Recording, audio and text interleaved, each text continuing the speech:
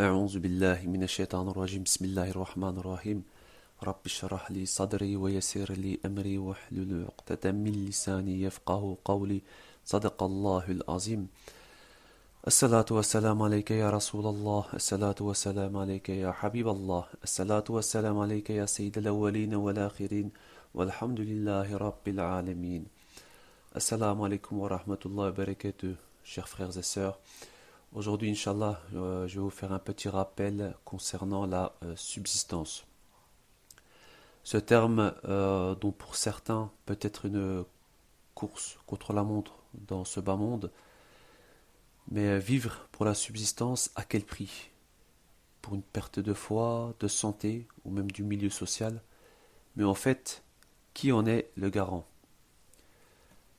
Mes frères et sœurs, le terme en arabe al-rizq, que l'on traduit en français par la subsistance, désigne tout ce que l'on peut manger ou boire. En islam, ce terme désigne toute chose donnée par Allah aux êtres vivants afin d'être mangée, bu ou utilisée dans la vie de tous les jours. Nous vivons à une époque où les personnes privées de toute éducation spirituelle mettent en péril leur santé mentale par peur de ne pas gagner suffisamment ou de ne pas pouvoir assurer leur subsistance. Certaines études psychologiques d'ailleurs montrent par ailleurs que les craintes liées aux questions financières sont l'une des principales causes de dépression. La crainte de ne pas pouvoir subsister à ses besoins génère une angoisse permanente qui rend le quotidien invivable.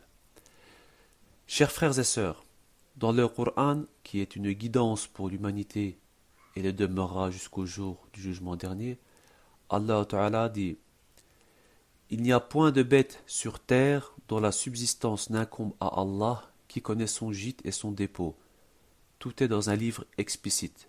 Surat Hud, verset 6. Toute personne croyant sincèrement en ce verset sait que le Seigneur des univers est source de sa subsistance et ne remettra jamais en cause cette vérité. Mes frères et sœurs, Allah Azza wa Jal, qui a créé toute chose du néant, ne laissera jamais ses créatures impuissantes et sans subsistance. Un de ses plus beaux noms est Ar-Razaq, c'est-à-dire celui qui crée, qui donne et qui est l'unique source de cette subsistance. C'est lui, Ar-Rahman, Ar-Rahim, qui recouvre l'univers de sa miséricorde.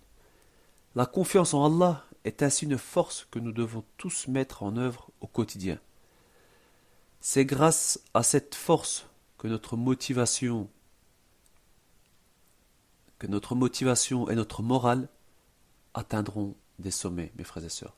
Le prophète sallallahu alayhi wa sallam nous montre la voie vers la confiance absolue en Allah lorsqu'il dit dans le hadith suivant: si vous comptiez sur Allah avec la confiance requise, il pourvoira à votre subsistance exactement comme il le fait pour l'oiseau qui sort le matin de son nid, le ventre vide, et s'en retourne rassasié. Mes frères et sœurs, dans ce monde d'épreuves, n'oublions pas que la confiance en Allah est un sujet de première importance. Allah ne se détournera jamais de celui qui place sa confiance en lui.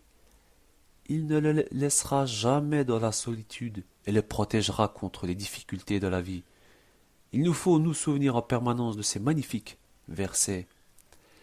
Et quiconque craint Allah, il lui donnera une issue favorable et lui accordera ses dons par des moyens sur lesquels il ne comptait pas.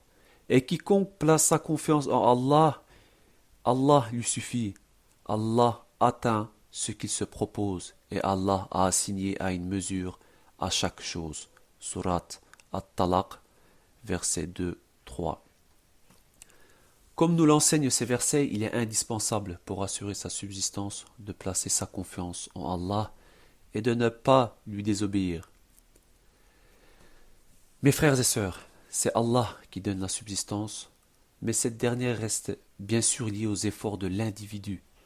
Comme nous le dit le verset suivant, l'homme aura seulement le fruit de ses efforts. Surat An-Najm, verset 39. L'humain est ainsi convié à demander les bienfaits licites à Allah, les bienfaits obtenus à la sueur du front. L'effort et le travail sont non seulement licites, mais également glorifié. Subvenir à ses besoins d'une voie licite est également une forme d'adoration. Qu'Allah nous permette d'être de ceux qui placent leur confiance en lui et travaillent pour des bienfaits licites. Qu'il donne à tous nos frères musulmans, une subsistance licite et qu'il fasse de nous des personnes qui n'oublient pas de partager ses bienfaits avec ceux qui sont dans le besoin. Amin. Barakallahu fik, mes frères et sœurs. Que la paix et la bénédiction d'Allah soient sur vous. Assalamu alaikum wa rahmatullahi wa barakatuh.